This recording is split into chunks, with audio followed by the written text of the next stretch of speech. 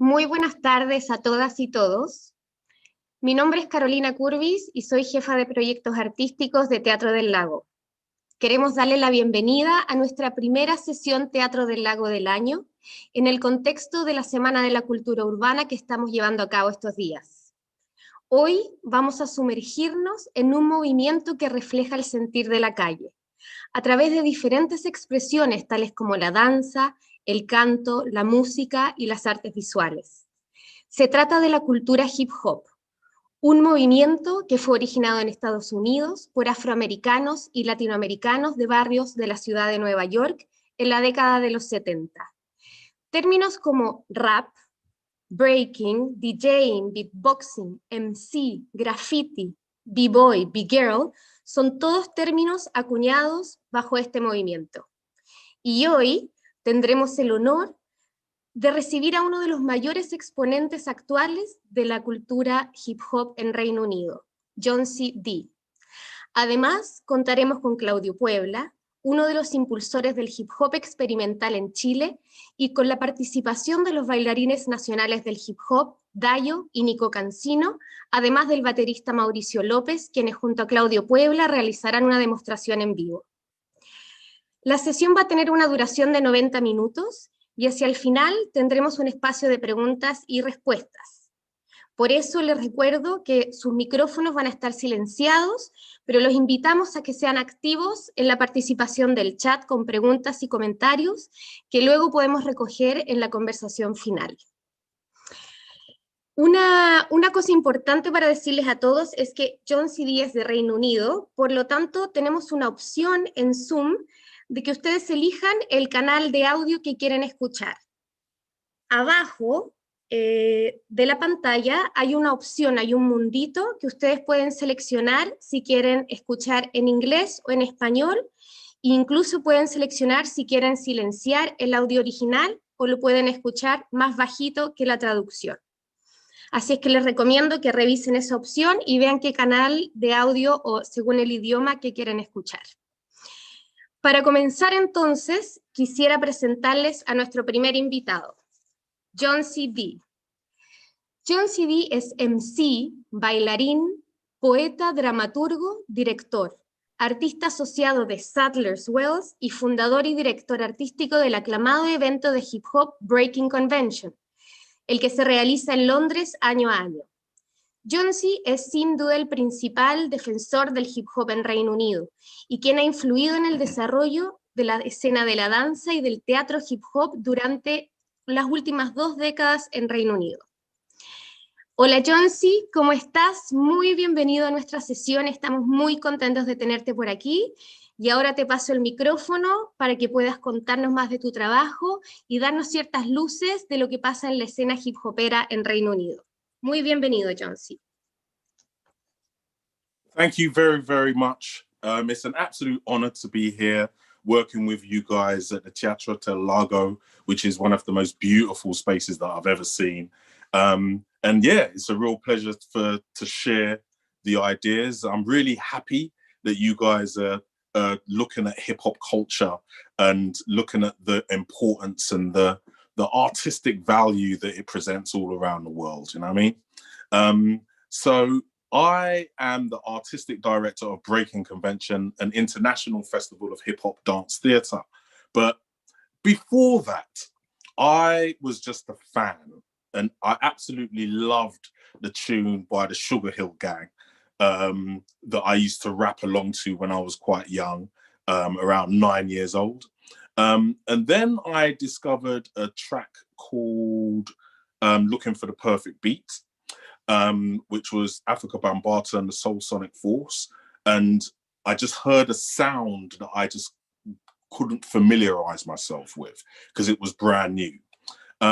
Then I noticed elements of the dance. One of the first times I saw hip hop was through a film called Flashdance. And there was a couple of scenes where we saw some break-in. I think the Rocksteady crew were in that. And this whole new culture from New York that was flooding the airwaves and sunscreens, it was very attractive to me. When I saw people spinning on their heads, it looked like something impossible, but it was also something that a 13-year-old young boy wanted to try. Yeah. So hip hop really helps me to find myself and who I am, you know. There was one area in London called Covent Garden. You know, it's a very popular space that a lot of tourists go to.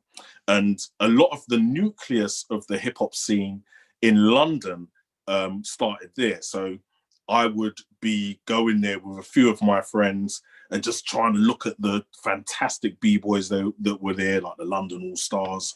Ozzy's crew were a famous crew that we all recognized.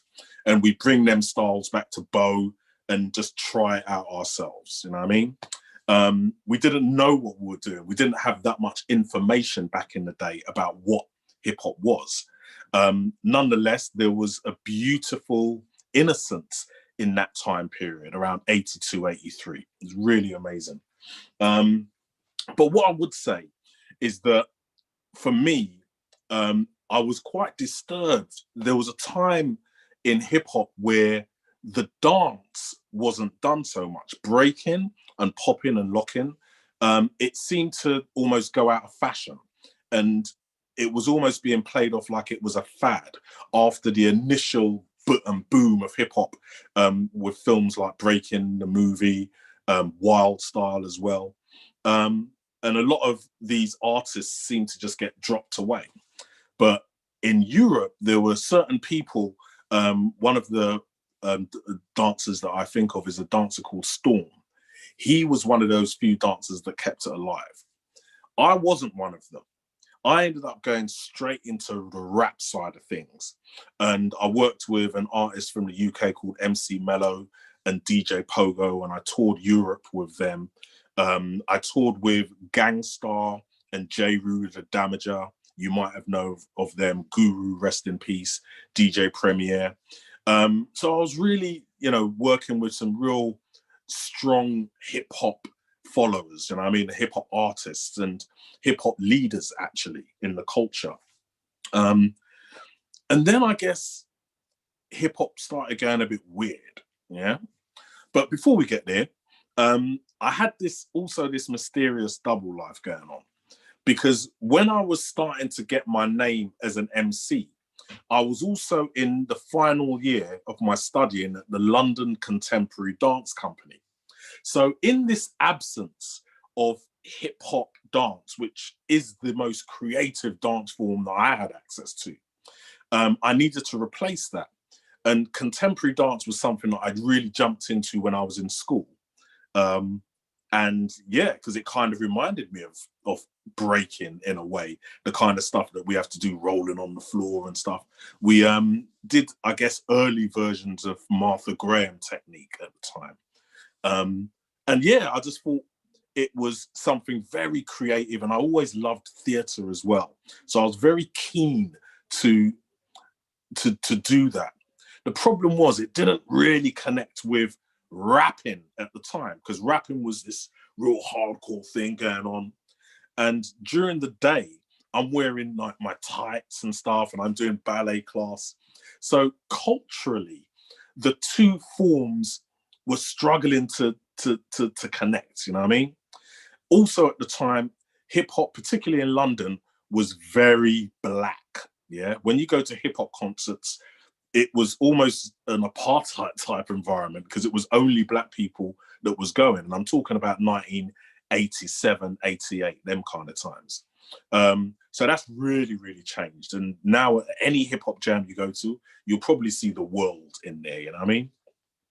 But there was a time period where I was becoming very disillusioned with hip hop, particularly where the music was concerned, because it started going down this gangster rap, almost soft porn type imagery. And this type of stuff wasn't really at the root of hip hop culture that I experienced.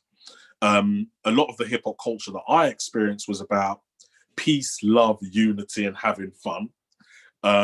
and also an awareness of culture and history and justice. All of these kind of aspects were really strong in hip hop, the hip hop that I was experiencing. So I ended up drifting away from hip hop, and I was also drifting away from contemporary dance. It just didn't feel like me. And then I had this, I guess it was an epiphany of just bringing the two ideas together. Not only bringing them as forms together, but bringing them as, I guess, bringing society together, I think is a fundamental passion that I have, bringing classes together, bringing, working class people and rich people and people from different areas, nationalities. And I think hip hop was really strong at that. So I developed a piece called Lyrical Theatre, which was made up of lots of short pieces. One of them is a show called Aeroplane Man. And yeah, it was, I guess for me, it was one of my greatest pieces of work. It was a short 14-minute solo that developed into a 2.5-hour musical, and then got squeezed right down into a 5-minute solo, which I would love to show you right now. It's called Aeroplane Man.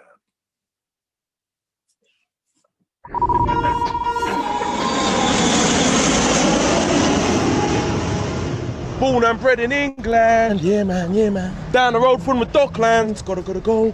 The slum of the English, man, yeah man. They're paranoid of us black men. Oi, you come over here, take all our jobs, all our asses, all our women, piss off at your own country. I think he's got a point, man. Don't wanna live in no sick land, next door to some sick man. Gotta go. Call up Mr. Airplane, man. Jet me to my parents' land, yeah man. Arrive in a hot land, yeah man. A green and beautiful land. Grenada, my parents' land, yeah man.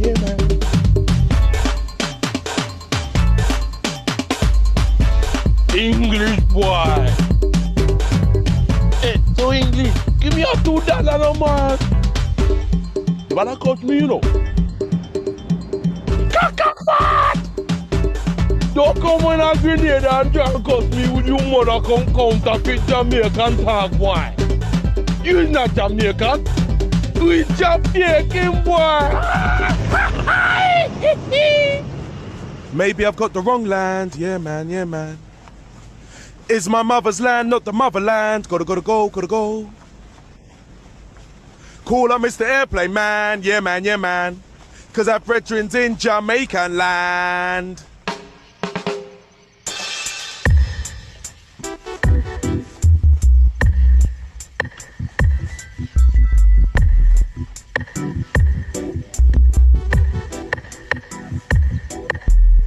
Bumbo clot, chi man, blood club. See a play Rasta now. I man never see a Rasta man that a yam so much bacon and sausage as no. You best go along, boy. Go along. Can't see what the problem is, nah man. Why the man have to take the piss? Gotta go. Cool, I'm Mr. Airplane Man, yeah man. Jet me to American land, gotta go. Cause on TV and music video, me see enough black man. I'm a man, yeah man. Seems like they've got a plan.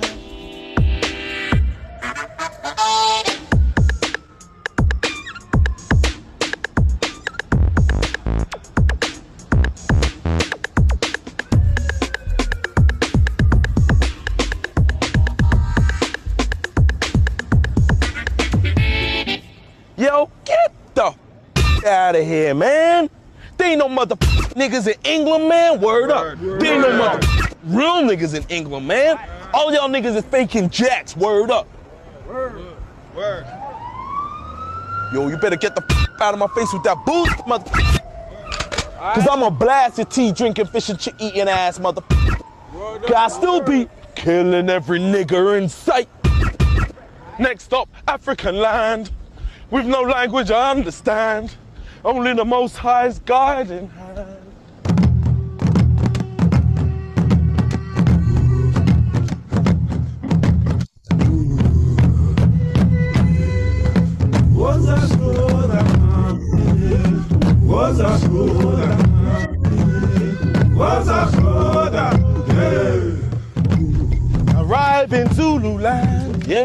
man. Home of the original man and the original man. Gotta go. Back up on one Zulu man. Gunjani Mfwetu. Uti. Oh, you have come to find your roots, eh? Okay, what is your mother's name? That is not your mother's name. That is the name of a slave master, you bastard. You do not know your mother's name. You do not know your tribe. You do not know who you are. Who you are. Just fragments of the original. Fragments stagnant on the journey to the inevitable. Can't build a home on foundations that's always gotta go. Stop running. Be still. I'm never far from home. When the body is my kingdom and the throne is in my dome, I feel irie about my ID. No down the drain sound again. This brown frame has found his name.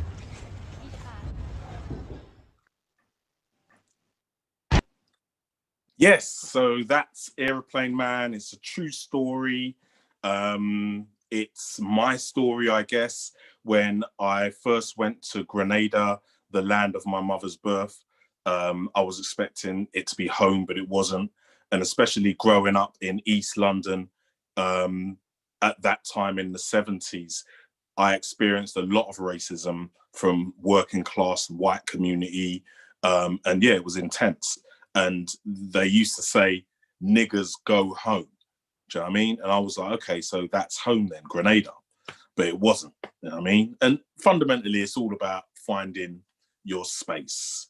So I guess that piece means a lot to me, but it also means a lot to the idea that we express our stories with the artistic tools that we have that come from our community, you know? When I started making hip hop theatre and also, I guess, encouraging other people to make hip hop theatre, it was really important that they were really focused on hip hop disciplines specifically. Even though I trained in contemporary dance and ballet, I feel like in a funny way, my body was colonized.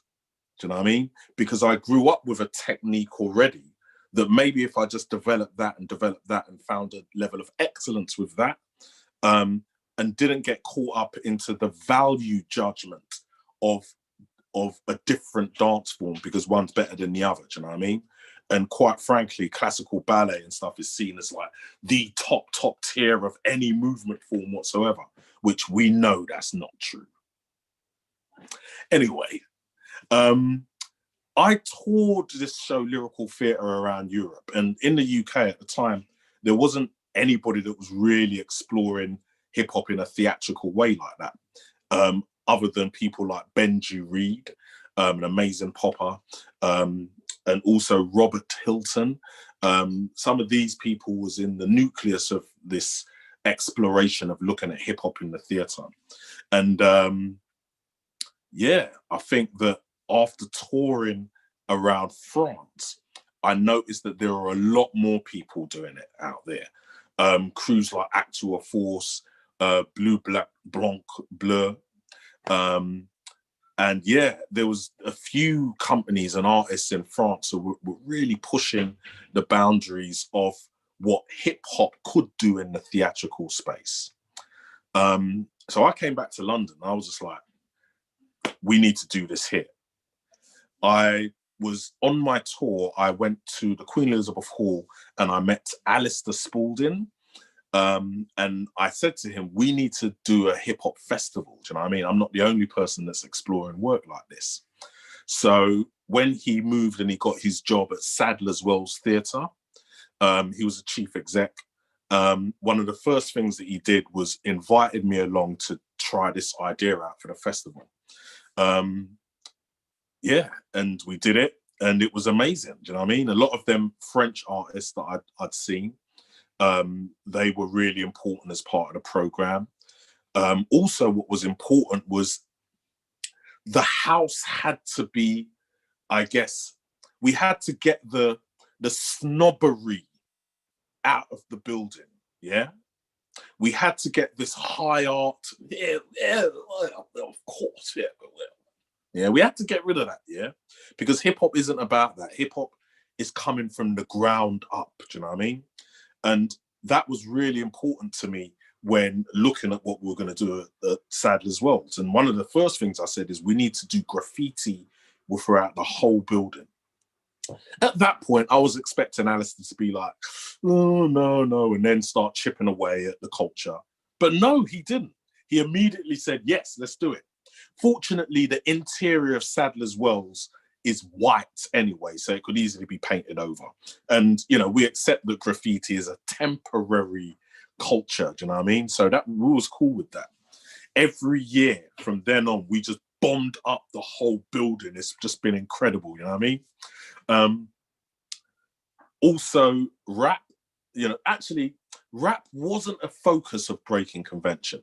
What was the focus was the idea of breaking the convention of what was happening in theatre anyway. So breaking convention is not only a noun, it's also a verb. It's an action, do you know what I mean? And that kind of really helped shape a lot of the programming, a lot of what we were looking for. For me, it was very important that they were demonstrating a high technical level of skill with hip hop dance. That was just important, you know what I mean? And after that, it was just up to you what you wanted to share, do you know what I mean? The first program, I was doing a lot of reaching out and looking for stuff. After breaking convention first happened, the word just got out there. And now we get loads of people just asking to be at the event, do you know what I mean? So, for example, the first event that we did, we had like Vagabond Crew from France.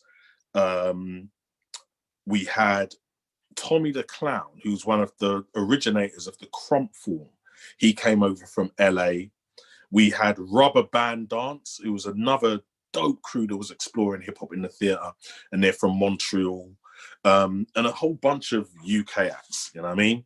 Wanted Posse featuring Babson, rest in peace. He passed away recently, but he's an amazing dancer, was in this crew, Wanted Posse, that did this sick show at Sadler's Wells in our second year, actually. And yeah, I'm just really proud of it. You know what? I'm talking too much. You probably haven't got a clue of what I'm talking about. We're going to go to a video of Breaking Convention for our 15-year anniversary. Check this out.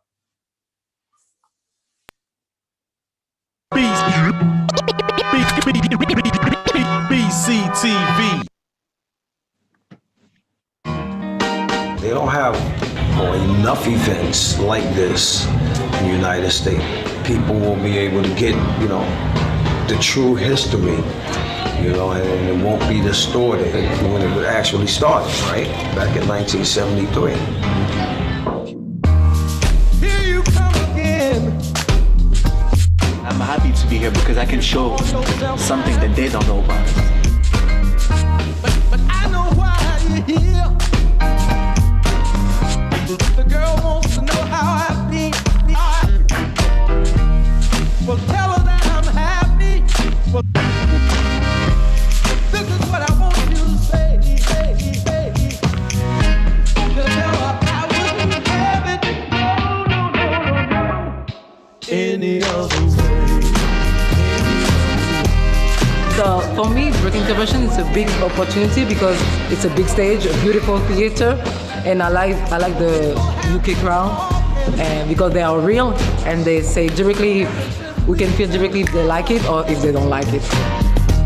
And every time I pass, I hear the whispering. They said, there he goes with a broken heart. But when she asks about me, this is what I want you to say. And it's not only breaking or it's not only popping, it's like all the styles together, you know? And that's why Breaking Convention is so special to me.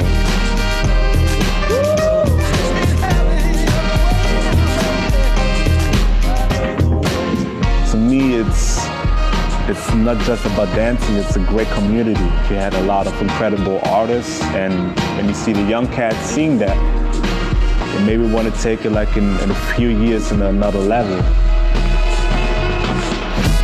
That's all I gotta say, my friend. We better say goodbye. I think you'd better go right now. Breaking convention brings together people that deserve a stage. It also motivates talent from the underground dancing to explore new stuff and to give theater a try.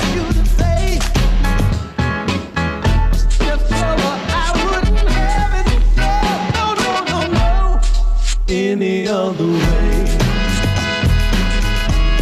I can't have it any other way, baby. I may have to try sometimes, but I got too much pride that I won't have it any other way. I may have to try sometimes. I may have to try sometimes.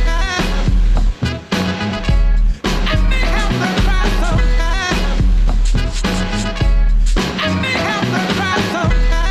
Photographs ready, let's get this brilliant image here. Yeah, it's a brilliant image. Oh, thank you. Come on. Go like a b-boy.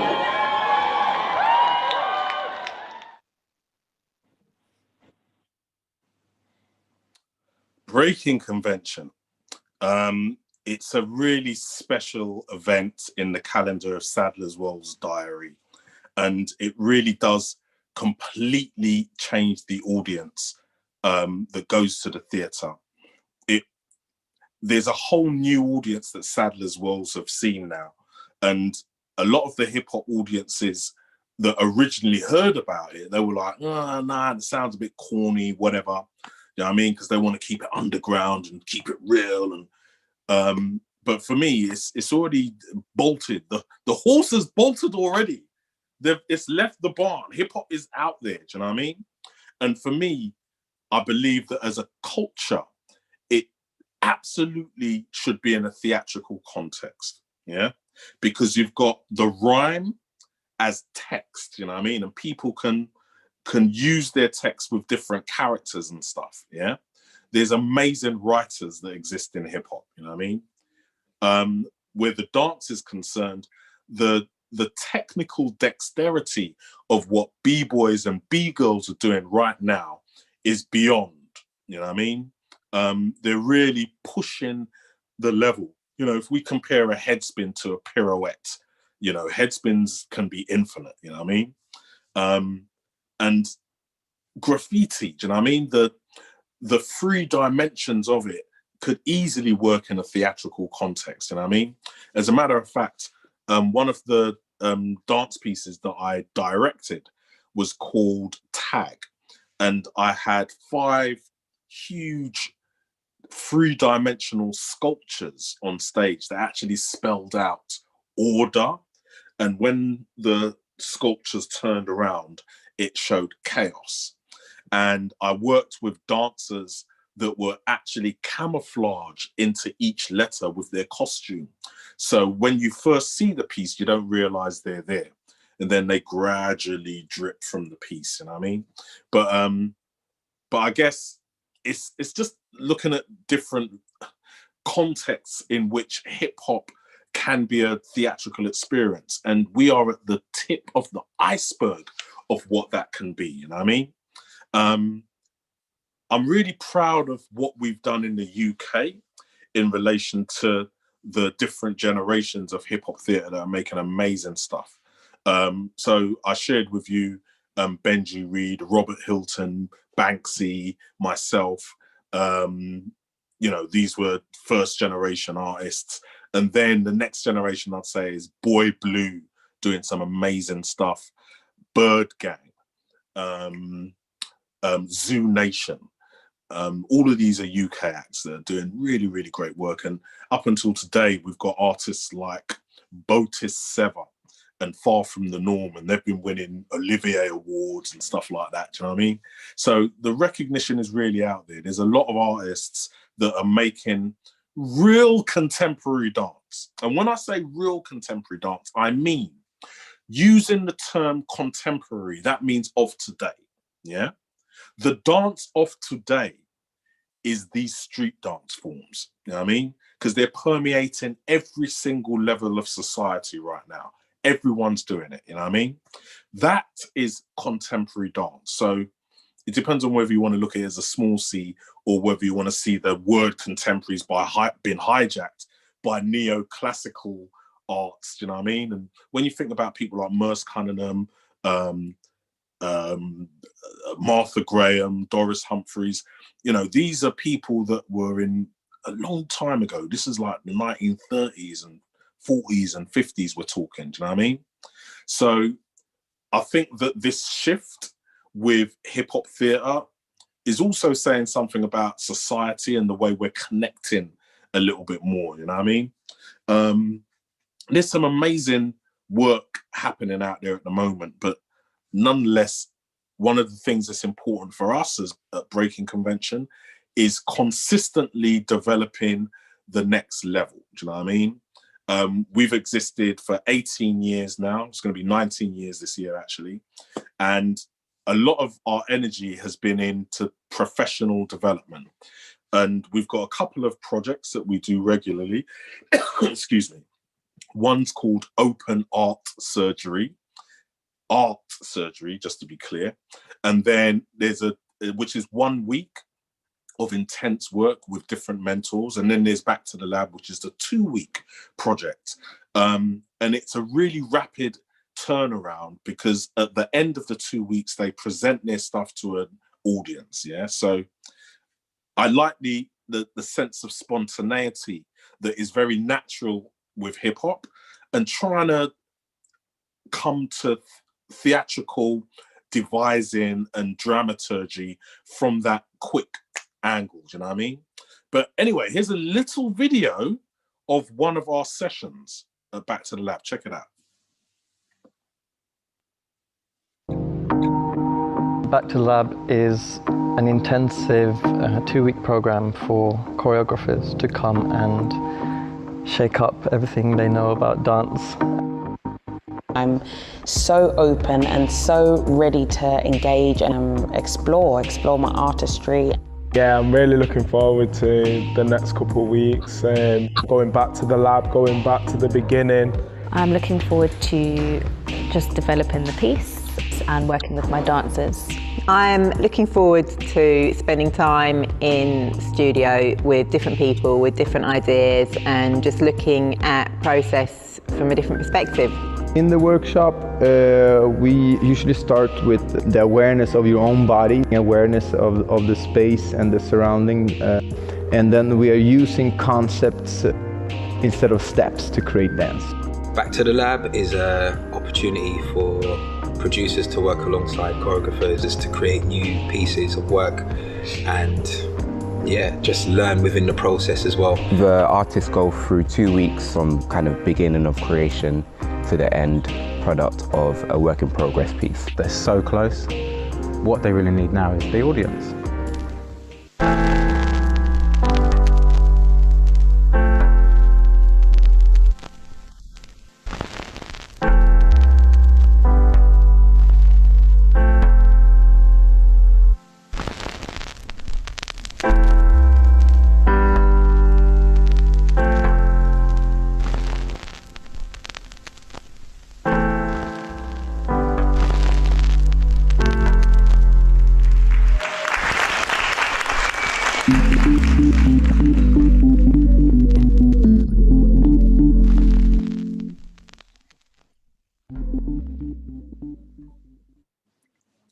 Yes, I have to say at the moment, that's probably my favorite thing to do right now, is develop artists, you know what I mean? It's a really rewarding process just to see people's eyes light up with opportunity, you know what I mean, in a creative capacity.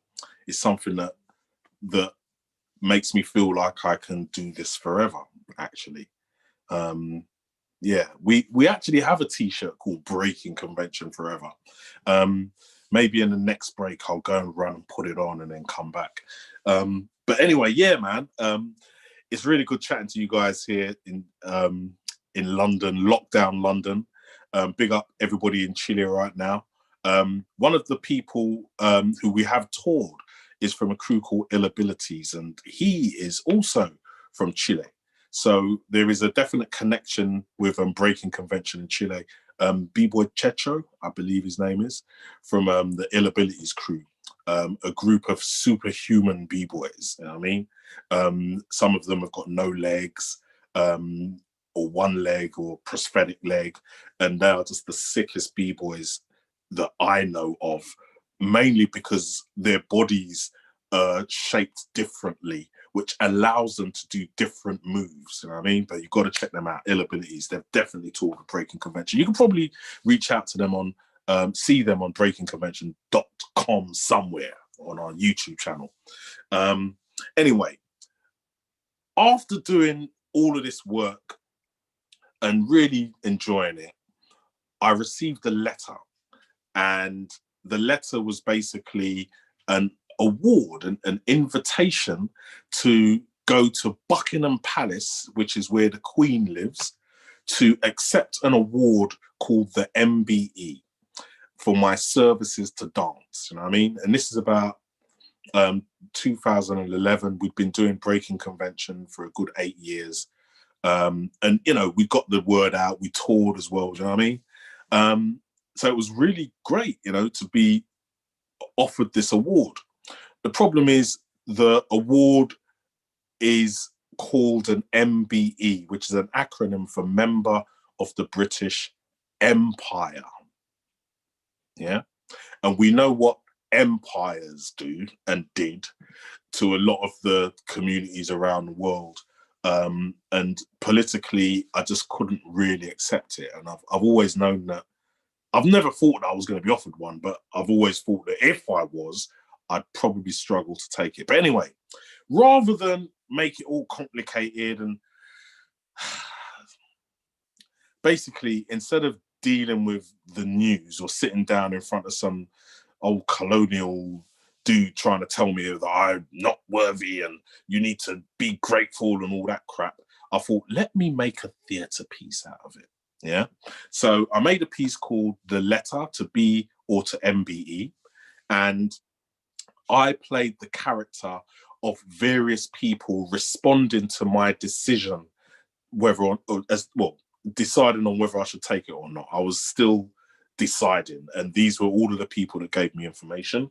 And this one guy, he was probably the only one that was against it. All of the other characters were like, go on, take it, take it. But this character called Nigel, he wasn't into it. But what we did, so usually it's a live show, but what we did very recently is we made a film version of it, big up Hay Festival Peru. We made a film version of it, which we're going to show you now. It's a little bit fresh, so go easy on me, but check it out. Nigel in the Garage.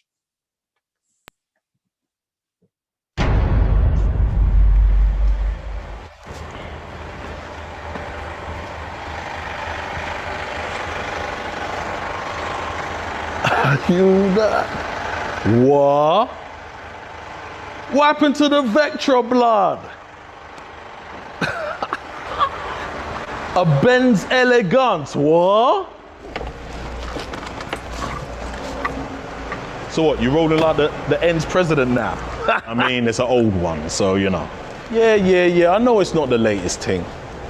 But since day, you ain't been phased by the status thing, but I guess things change, innit?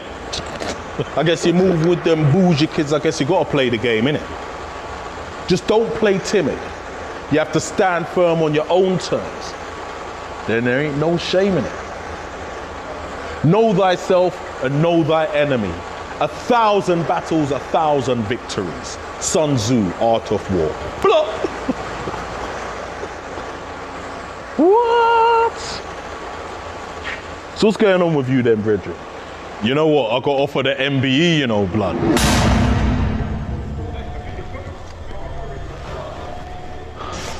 Are you gonna take it? I might just take it, you know, because, you know what I mean? It's... Okay, you're gonna take it then. Well, obviously I've got to speak to my family first, you know what I mean? And when they decide, you know what I mean? Because obviously, you know, I'm not really into them things. Are you going to take it? No, I'm not going to take it. Right.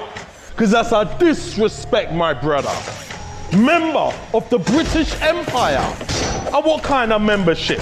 It's like they don't remember shit. Like rape, pillage, dismembered kids, some horrendous shit. And if you accepted it, then you accept their shit. Yeah, it's true.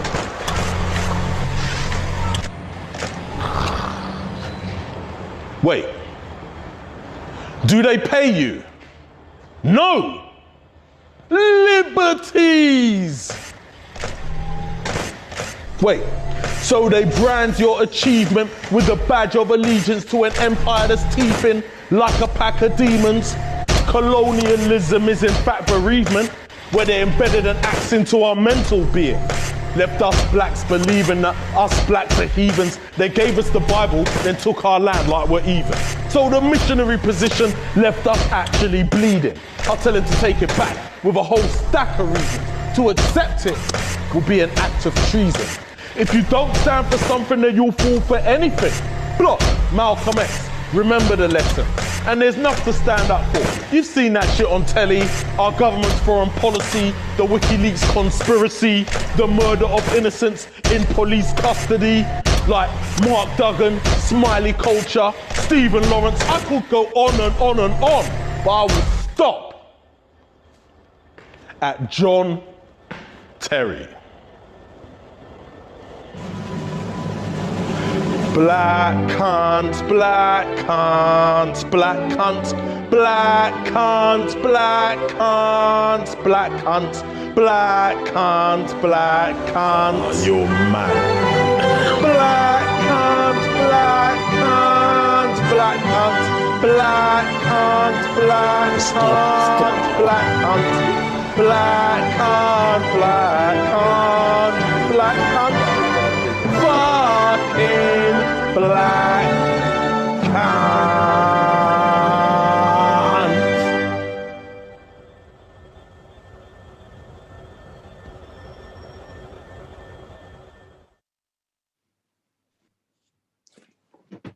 Please excuse the bad language at the end of the piece.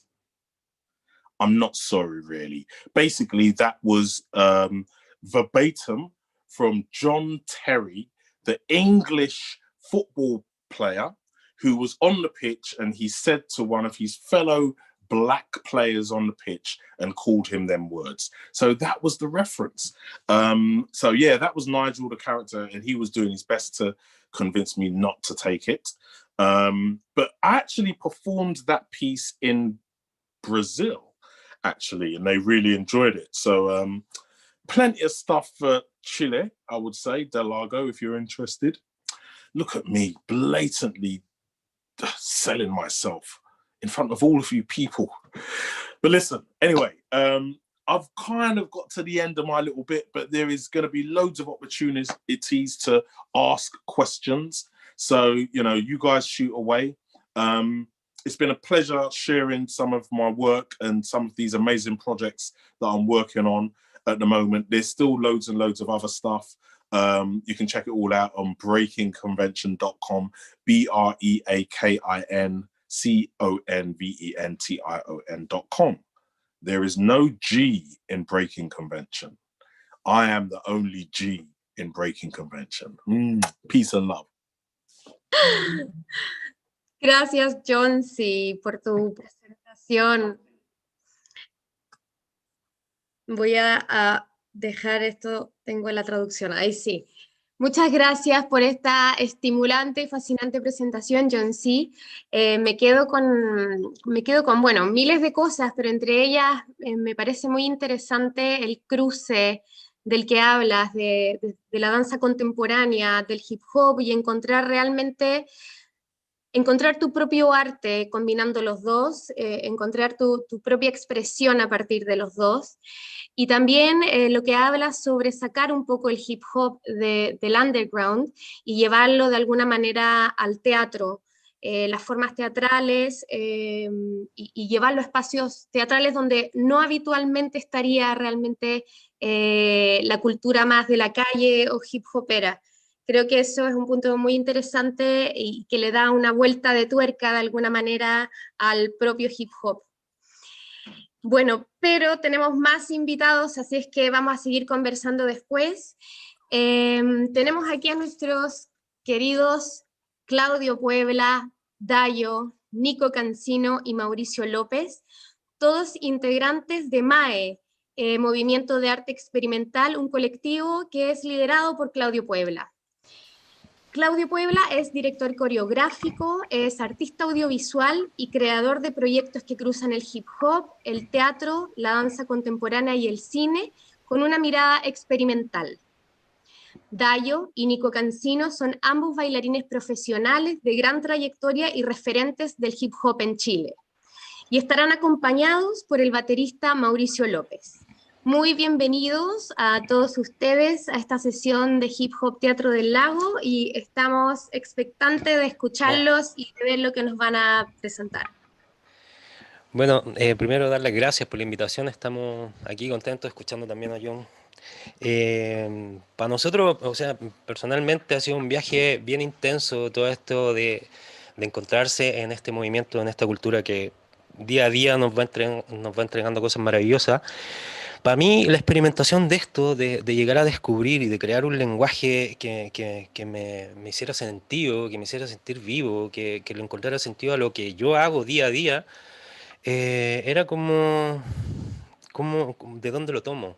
Y había poca información, dónde voy encontrando, dónde me voy conectando y así vais haciendo lazos con amigos y vais descubriendo y vais teniendo un viaje mucho más pleno en ese sentido. Y el tema de haber estudiado una carrera en relación a la danza, de tener esta información del hip hop, del baile, y empezar a fusionar, tener el lenguaje audiovisual y empezar a decir, quiero crear una obra de hip hop para que la gente tenga la costumbre de decir, voy al teatro a ver una obra de hip hop. También nos nació esa necesidad a nosotros el 2008 y empezamos con este viaje, con la primera obra que hicimos que se llamaba Gasper Crew, y de ahí no paramos y empezaron a salir un montón de cosas. Quizás vamos a hablar un poquito más rápido para hacer resumido esto, pero están las sesiones MAE, están los dance video concerts, los dance film, que la gente igual se puede meter a la página y empezar a revisar los trabajos que hacemos y el material que estamos generando en torno a esto, desde la música, desde el baile, desde el audiovisual, desde los VJ, sumándole y sumándole. Y estamos en este viaje maravilloso. Y para mí es pleno trabajar con Nico, con Dayo, con Mauro y con un montón de gente más que ama esto y que lo vibra de la misma manera. Les dejo con ustedes a Nico Cancino para que les dé su express. Hola, soy Nico.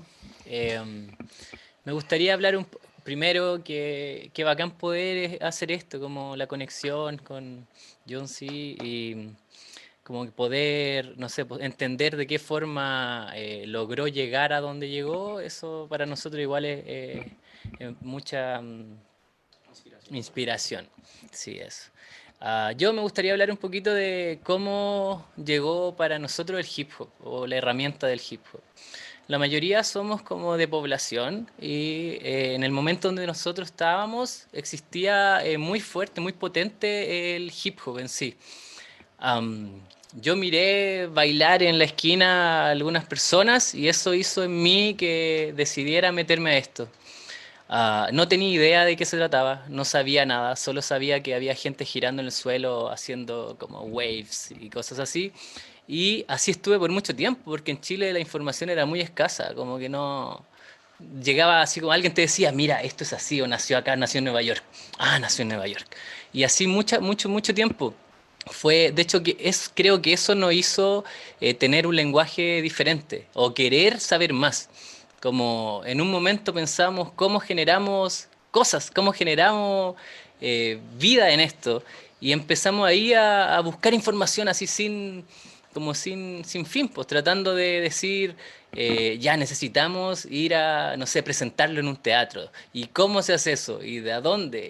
¿Y qué lenguaje tengo? ¿Quién soy? ¿De dónde vengo? ¿Por qué estoy haciendo esto? Y bueno, todas esas cosas que que creo que es lo bonito de esto. Hasta el día de hoy yo sigo pensando quién soy, para dónde voy y por qué esta herramienta es tan potente que hizo que cambiara mi vida.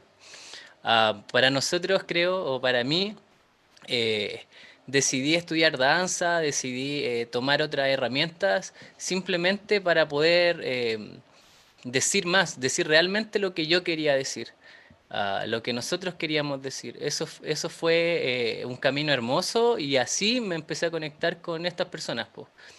Esas personas que están buscando lo mismo, como que dices quiero esto, no sé cómo, y llega alguien y te dice algo, y ese alguien se pega a ti, y nos conocemos hace, no sé, 15 años, tratando de hacer cosas. Estamos en constante búsqueda. Una constante búsqueda. El tema como de decir cosas también tiene mucha relación con qué nos pasa, pues, qué nos pasa en la vida, en las poblaciones, qué nos pasa en nuestra carrera como artista en un país que es muy difícil, en un país que no se entiende, está súper estigmatizado el hip hop, si en el mundo está estigmatizado, acá era mucho, como que hasta el día de hoy, como que decir hip hop en el teatro es raro, o sea, en otras partes nosotros hemos visto, obvio, muchos teatros llenos de hip hop y en Chile es muy difícil. Hemos tratado de entrar de alguna forma, claro, pero y de la forma más consciente o verdadera que nosotros sentimos sin ánimos de ser lo que no somos, porque eso también pasa un poco, tratar de... Uno ve el mundo que está pasando y trata de hacer eso, nosotros decidimos ser lo que somos nosotros y mostrarlo ahí y tratar de ser lo más verdadero posible. Yo agradezco mucho la invitación, agradezco mucho conocer gente nueva y agradezco mucho las instancias de aprendizaje nomás. Eso puedo decir yo. Y muchas gracias a todos, a todas, a todes. Oye, acá le voy a presentar a Dayo también, que tiene un punto de vista en relación a esto. Gracias, hermano. Bueno, yo soy Dayo y también yo soy de una generación más chica que ellos. Yo nací y vi la obra de Casper Crew y quedé así. No, yo quiero estar ahí, yo quiero estar ahí. Vi esa obra y también fue un hincapié a mi carrera artística. También soy de una generación donde tuve la suerte que la información estaba llegando. Estaba llegando, quizás los chiquillos estaban en una generación con la cual yo me formé, en donde también había mucha discusión por la verdad también, qué era el hip hop y hacia dónde se iba esto, hacia dónde se dirigía esto. Tuve la suerte de estar en una generación donde referentes extranjeros estaban llegando acá, pero a lo que quiero ir es que al ser de población, nosotros, al criarnos de población, también veníamos con una propuesta corporal innata de movimiento, de que nos vamos... Siento que lo bonito del hip hop es que es una herramienta que llega a un lugar y se encaja a ese lugar. Se encaja a ese lugar.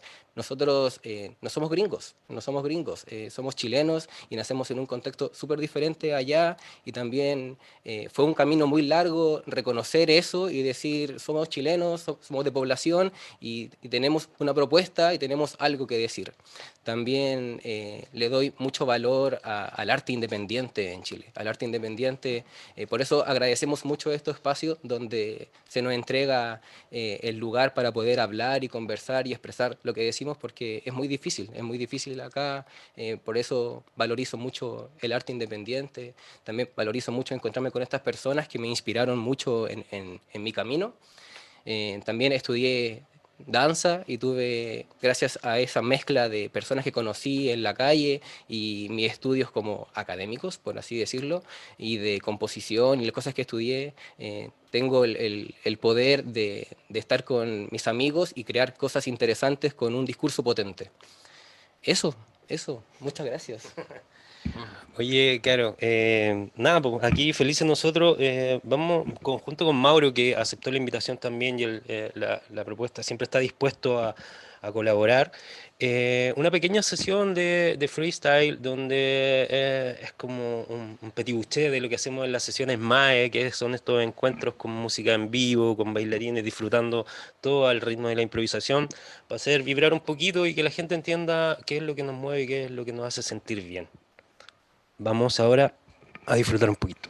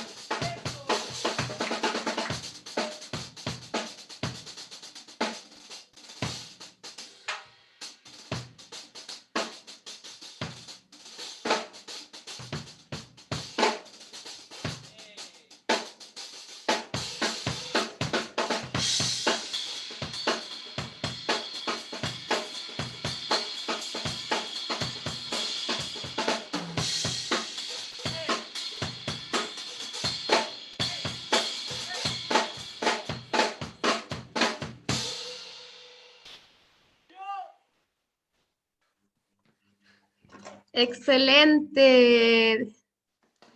Bravo. Muchas gracias, Claudio, Dayo, Nico, Mauricio. Se pasaron. Qué mejor que, además de una conversación, tener una demostración en vivo de lo que estamos hablando. Los invito ahora, Jonsi, si te puedes desactivar para que empecemos una sección ya más de conversación, para que podamos dialogar entre todos. Nos han llegado algunas preguntas que quería comentarles. En primer lugar, queríamos saber, Jonsi, si tienes algún vínculo con Latinoamérica. Sé que nombraste a este chileno que conociste a través de Breaking Convention y esta compañía, este crew de personas en situación de discapacidad. Pero queríamos saber qué sabes tú de Latinoamérica y el hip hop en Latinoamérica. José Gil nos hace esta pregunta y Constanza Jiménez también pregunta sobre el movimiento del hip hop latinoamericano, si tú conoces algo sobre eso. I know about some of the greatest b-boys in the world from Latin America. Venezuela, Lil G. He's definitely one of the greatest power movers that I've seen out there. And I've connected with the hip hop community in Brazil. We've also toured Frank Ejara. He's a Brazilian popper and locker who we toured. He was on the first ever tour of Breaking Convention, actually. And yeah, it's a well-known context, Latin America, with the breaking, especially in Brazil, where there's a natural quality that comes from capoeira. Do you know what I mean? Yeah.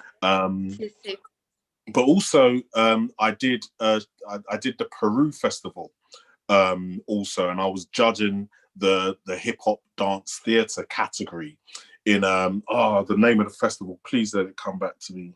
Pura Cale. Yeah, I don't know if you've heard of it, but that's in Peru, and it was an amazing festival. One thing I do love about South America is the rap scene. Because of the Spanish speaking, you're able to really unify in South America with where rap's concerned, you know what I mean? So that I think is really, really impressive. Genial. Y ustedes, Claudio, Dayo, Nico, Mauricio, ¿qué pueden contarnos un poquito de lo que pasa en Latinoamérica desde su punto de vista, desde Chile? ¿Ustedes han tenido intercambios? ¿Se ha hecho cosas en conjunto? ¿En qué situación creen ustedes que está Latinoamérica con el hip hop? De Latinoamérica, nosotros hemos tenido la oportunidad de viajar a Brasil. También conocemos... ¿Dayo? Se ¿Sí? escucha un poquito bajo. ¿Aló? ¿Sí? ¿Se escucha bien? Ahí mejor, sí. Ahí mejor. Alguna vez fuimos a Brasil y conocimos a Guyu. También hemos escuchado mucho de Fran Jara, miembro de los Electric Boogaloo, un grupo muy antiguo, pionero del popping, como en la historia latinoamericana. También la escena de rap chilena es muy potente a nivel sudamericano. Globalmente conocida, hoy en día el rap en Chile pega en casi todo el mundo. Es muy potente y también esa misma escena es la que nos da mucha identidad a nosotros. Hemos pasado de escuchar a hip hop inglés, que fue como llegó acá, a nacionalizar nuestro escucha en el hip hop con rap chileno. También en Argentina también hay mucho movimiento, hemos viajado a diferentes países a batallas. Con Nico nos movemos mucho en el mundo de las batallas. Entonces, el evento que habla John C. es el Pura Calle. El Pura Calle es un evento... el Pura Calle. Es un evento que es muy conocido a nivel sudamericano. El escenario es gigante. Nico, ¿tenía la oportunidad de ir? Sí, nosotros igual siempre hay intercambio entre eventos, como que siempre estamos viajando a diferentes eventos de Latinoamérica, así que como nos conocemos casi todos, o como el intercambio es mucho. También los b-boys que nombra John C. son muy conocidos. Está en Brasil está el de la Red Bull. Se me olvidó. Neguín. Un guin. Neguín. Exacto. Acá también el Neguín. vivo y Checho también es súper conocido acá, como que en Argentina también hay muchos vivos y nosotros igual como que siempre estamos en contacto con esas personas, como que siempre estamos en contacto con la cultura en sí. En Chile lo bueno, siento yo, que en el mundo normalmente el hip hop se pierde un poquito la esencia, el hip hop sí como música, como cultura, se va perdiendo un poco la esencia. En Chile la música está súper potente, los raperos están muy raperos, así que por ende el baile también sigue pegado ahí un poquito y eso es lo que me gusta mucho. Esto es lo último que voy a decir, ya, perdón, perdón. Una vez escuché también que la escena del rap de Chile hoy en día es como en comparativo, como la escena de los 90 en Estados Unidos, como cuando en la época de oro del rap, hoy en día el hip hop en Chile está pegando a ese nivel como en pureza del hip hop. ¿Y por qué creen que eso está ocurriendo ahora? ¿Por qué en este momento? ¿Qué particularidad existe ahora que el hip hop ha tomado esa fuerza? Pucha, hay muchas cosas que influyen. Hoy en día el tener la independencia, el tener tus propios herramientas, poder grabarte tú, poder hacer tu propia música, hacer tus beats, tu lírica, tu poesía, tener la herramienta antes dependías de un productor, de alguien que te hiciera la música. Entonces la gente hoy en día tiene más accesibilidad a esas cosas. Ese es desde mi punto de vista. También el tema de la información que decíamos delante, nos llega la información después. O sea, la información llega después, así que vamos corrido algunos años. Ah, bueno. Sí, eso. Claro. Tengo aquí una pregunta sobre los orígenes de Jorge Zapata. Dice, hola, buenísima iniciativa, felicitaciones. Un b-boy old school de Nueva York decía que el breaking o hip hop en sus inicios comenzó porque era cool y divertido. Los pioneros no pensaban en que esto iba a trascender en el tiempo. ¿Qué opinas tú, Johnsy, y también ustedes, de esta forma de ver la cultura desde los inicios y cómo luego después se transformó en el movimiento que es hoy en día? Johnsy. Well, for me, I feel as though if I didn't have hip hop, I wouldn't be this person that I am now. Yeah. It really helped to shape who I am. And I think the beautiful thing about hip hop is that you have to be original. Do you know what I mean? It's one of the prerequisites of the culture that you learn the foundation of it, then you apply yourself to it. Do you know what I mean? In ways in which I think, yeah, I just think that's what we do. And it's a very empowering thing to have. Quería yo hablar un poquito también de este tema, de este pase del hip hop de la calle, de círculos un poco más cerrados desde el nicho, hacia espacios ya teatrales, a espacios donde se alcanza un público más amplio, donde se empieza a conocer y también donde se empieza un poco a... ¿cómo se dice? Como un poco a estetizar, no, un poquito a sofisticar, pero no es la palabra esa, el hip hop se empieza a convertir ya en algo un poco más elaborado desde otro punto de vista artísticamente.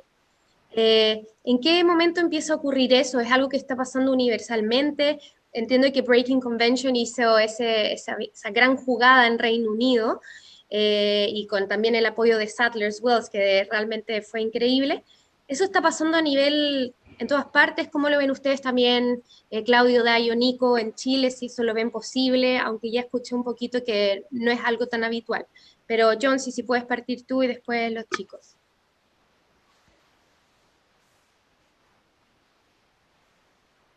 John, sí.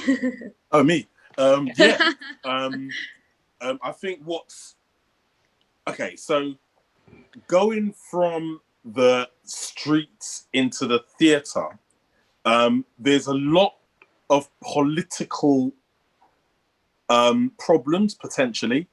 And I guess the idea that now hip hop has become more sophisticated, maybe there's some questions around what that actually means, you know?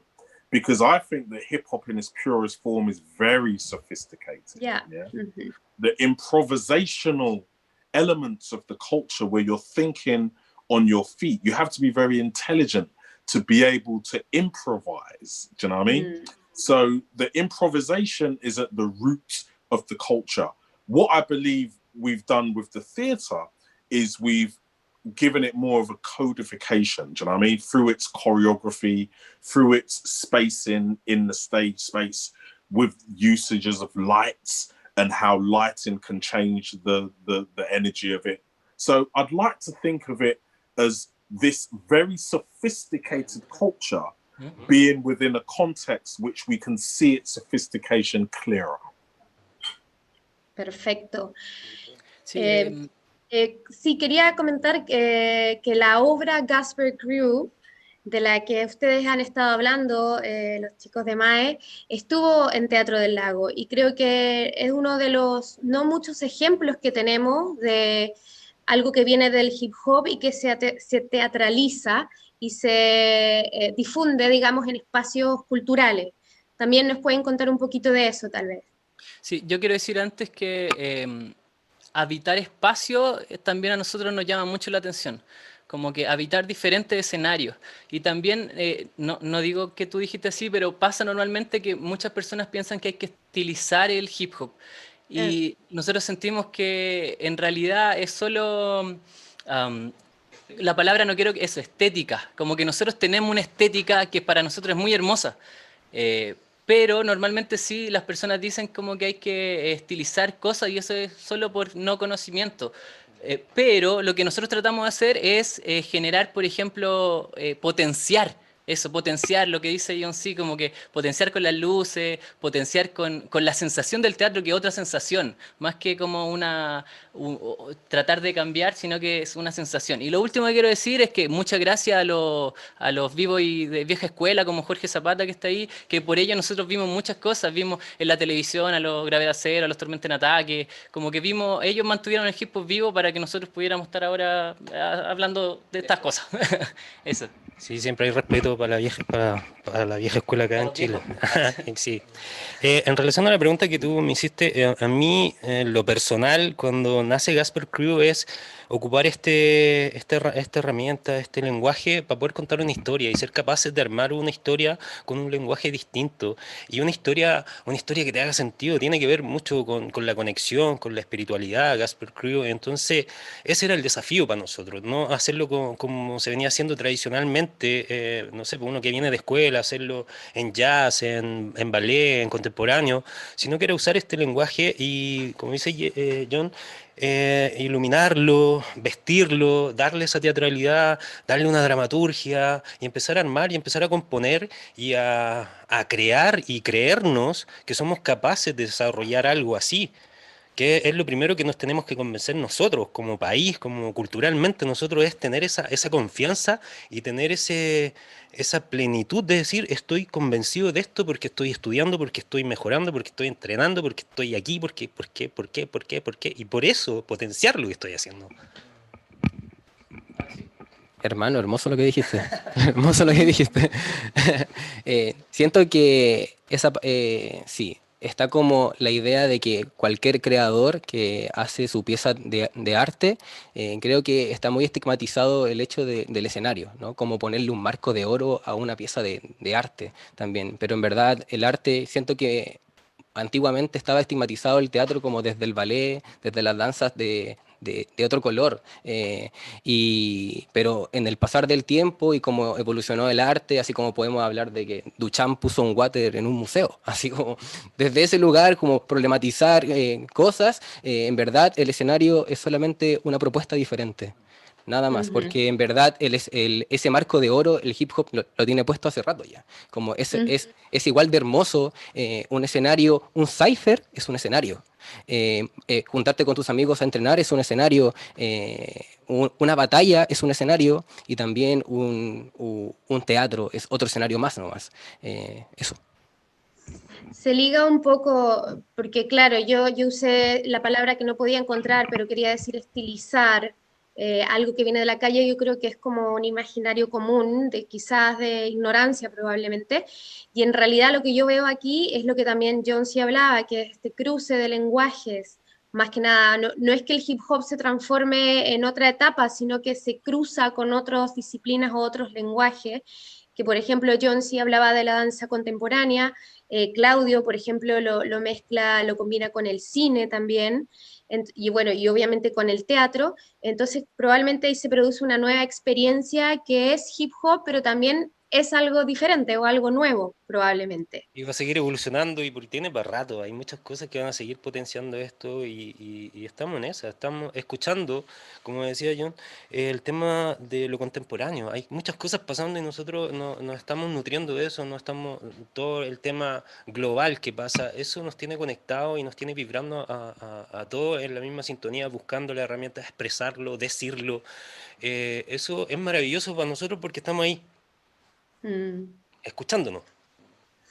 Tengo una pregunta aquí de Alejandra Beche. Dice, ¿cómo ha ido cambiando? No, perdón, estoy leyendo otra. De Giri Vergara, disculpen. Dice, hola John CD, ¿qué factores crees que influyeron en el hip hop y su gente para que se perdiera esto de la unidad, paz y amor? Cuando tú empezaste a hablar sobre algo quizás un poco más agresivo, otro toque y no tan armónico de alguna manera. Yes, I do. I believe that just before the gangster rap scenario, the biggest group was Public Enemy, yeah? Public Enemy had a very clear political agenda, yeah? Which was about Black empowerment, which was about truth, which was about justice, yeah? And I remember at the time, a lot of Black people who were listening to hip hop were so affected by this type of knowledge that they were reading books a lot more. They were thinking about their health a lot more. And all of a sudden, that rap supergroup got destroyed because they were accused of anti-Semitism, yeah? Even though they were about justice. And they, in my opinion, they were replaced by NWA, which is another rap supergroup called Niggers with Attitude, yeah? And I believe that there was a conscious choice by the powers that be who are in control of radio, who are in control of record companies and all of that type of stuff to change the voice of hip hop culture from this activist perspective into this nihilistic drug selling, gangster toting thing, which they said that was the street. Yeah. And that's not true. That was part of the street. There was also the other aspects of the street which weren't involved in gangster stuff, that was truly still about peace, love, unity, and having fun. But I believe that the power of music and media is very, very, very powerful. And the powers that be understand this. And I think that there was a conscious effort to just feed us with all of this McDonald's type music. Do you know what I mean? It's very vacuous, you know? And, you know, this is my humble opinion. Está perfecto. Sí, sí. Dayo, ¿querías decir algo? No, le estaba... me dijo, hey, yo, sí, yo. Bien. ¿Y cómo ven ustedes, Claudio, Dayo, Nico, Mauro, el espíritu del hip hop en Chile en ese sentido? Mauro, que no habla. Yo quiero decir que si entiendes el hip hop, siempre hay amor y paz y respeto y pasarlo bien, siempre, si lo entiendes de verdad. Como que para nosotros llegó de una forma y nos llegó como religión. La religión llega para tú ser espiritual, el hip hop nos llegó para ser espirituales. Y con el hip hop mejoramos siempre, mejoramos como personas y el amor y paz, el respeto entre nosotros no desaparece. Si lo entiendes realmente, eso creo. Parezco pastor, pero es cierto.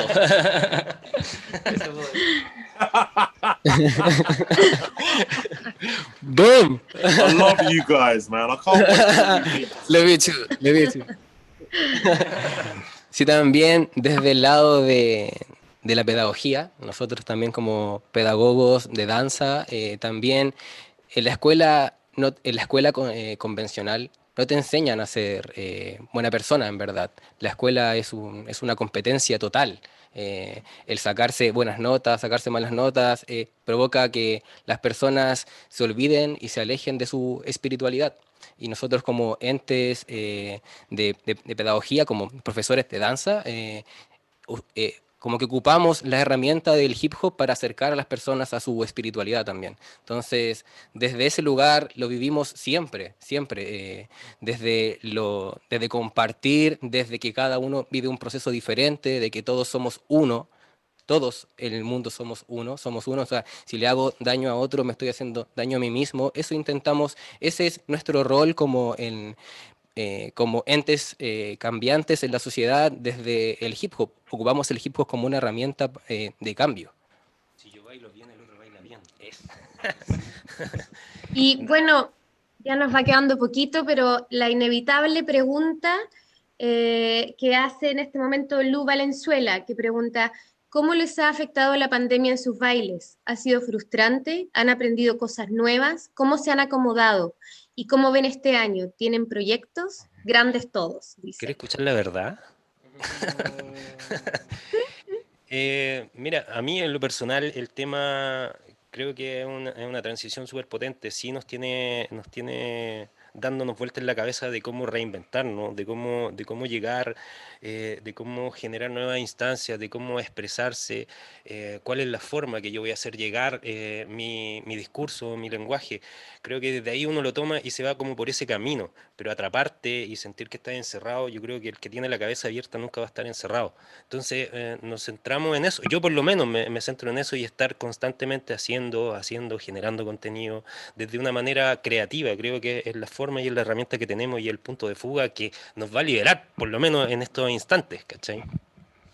Que nosotros estamos ahora pasando por un momento complicado también socialmente, así que estamos está súper complejo el tema, y creo que en este momento nuestra danza es lo que nos está haciendo estar efervescentes, estar haciendo, creando, generando cosas, así que creo que en este momento para mí la pandemia es lo segundo, me hizo estar más introspectivo, me hizo darme cuenta de diferentes cosas.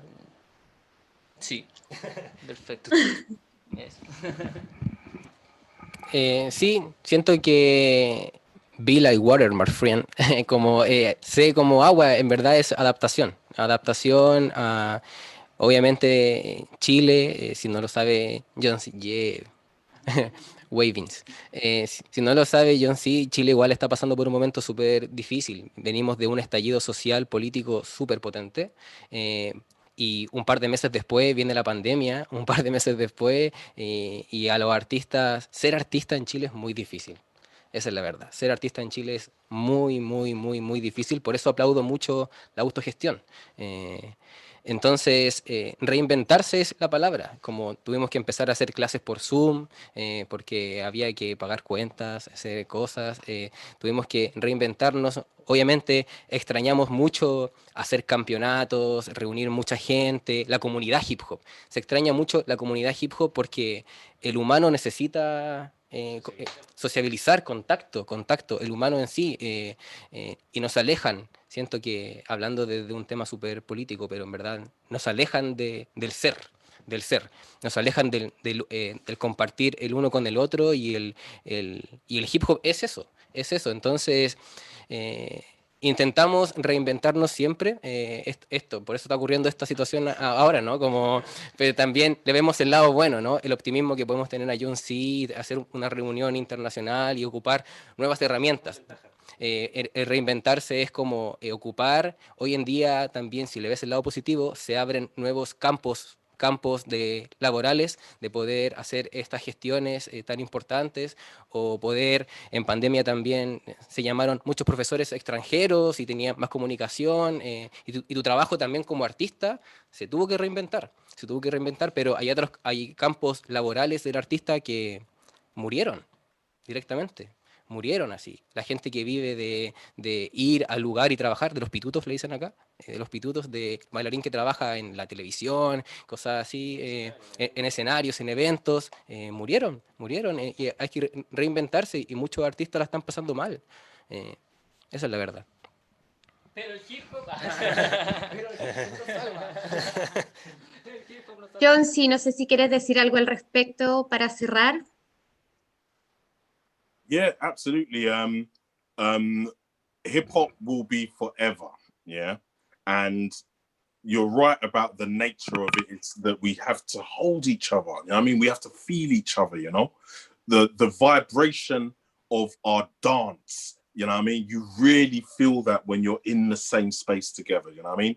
I could feel it when just watching you guys in the space just now. You know, and it's healing.